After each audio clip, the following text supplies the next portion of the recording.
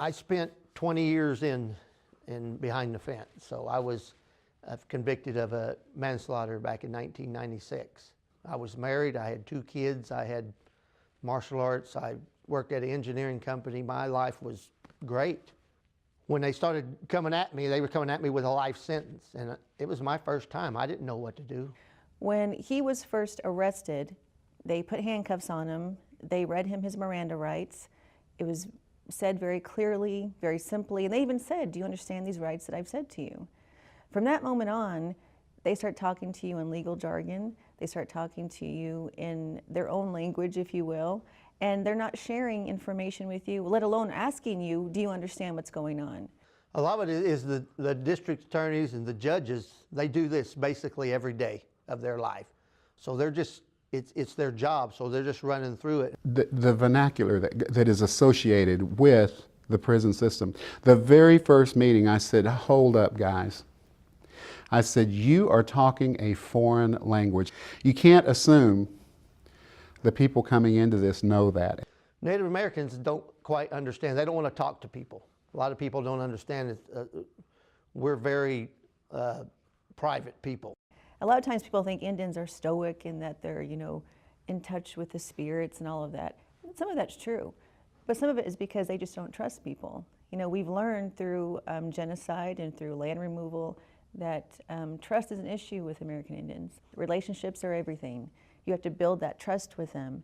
That's why our navigators are fantastic, because not only have they been in and that they know what the offender is going through, but they're also Indian.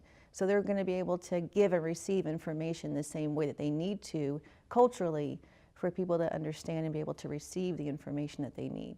We have navigators who are success stories, and they're also kind of mentors in the process, help offenders who absolutely have no idea what's going on and guide them towards the end result, which is reentry, success, jobs, schooling, education, whatever they need to go. If those offenders don't succeed, neither does their family. Coming back into a family unit, you have to understand how to give and receive love, let alone communicate. You have to give and receive information. But if you can't even have the filter to understand how to receive that information, then that's how people get divorced. That's how kids feel like they're not loved from their parents who come out of jail, is because they don't understand that these guys and these women who come out of prison, they are fighting with themselves of how to deal with what's going on around them. But we don't understand that. We just think, oh, they don't care, or they're just disconnected, or they can't love. That's not true at all. There's no throwaway people. There's no people, no Oklahomans that we just, you know, can give up on. Our economy won't allow it. We have companies, you know, desperately in need of skilled labor, and it's getting harder and harder to find that skilled labor. I think we fill a huge void there. We are very good at doing the career tech training, the hands-on, the life skills, the portfolios, getting someone ready to go to work. But there is so much more to it than that. When he first got out, he didn't know how to use a gas pump, because you know they have the credit cards on the gas pumps now. He didn't know how to do that. Talking about these guys getting out and having to go to a job and find a bus pass or a bus route. Well, you have smartphones, you have computers now. Well, how do you work those? And the aggravation and frustration. So they figure, well, I'm just going to do what I know and just go back in because no one cares. Navigators care, and they're going to be able to communicate to them in a way that nobody else can. We can create a fluid transition from incarceration to vendors willing to work with these clients that are coming out of prison at various times, and so that they can assimilate back into society and know the current ways of doing business and so forth. Our vendors actually ask for this. We don't want prison depopulation to be a revolving door. Yes, we're depopulating, but we're not really allowing those folks to reintegrate into the community.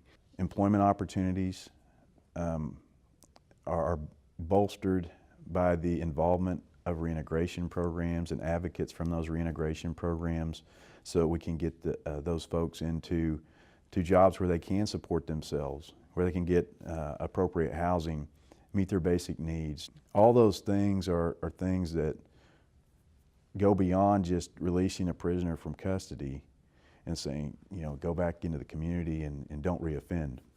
Yes, it's a social issue, but just as importantly, it may be an economic issue. We cannot afford, as a state, to keep locking up people for extended period of times with no rehabilitation and putting them back on the street and expect that they're going to do any better than they did before. We want to work side by side with our officials in finding gaps in criminal justice reform to see how we can all improve that and really help the greater good. And it's going to take all of us to work together. So I'm really hoping that our judges, our public defenders, our attorney generals, our DAs, our caseworkers, all of us can work together to really start being smart on crime rather than tough on crime. What we're trying to do is get people involved in their own cases, because a lot of people who go in get in trouble or take sentences or get long sentences for things that they really don't know what they're doing. So they just take a plea, not understanding what is really going on in their case. And that's what we want to do, is be able to come in, understand what your case, who you need to talk to, and what you need to say to a lot of them.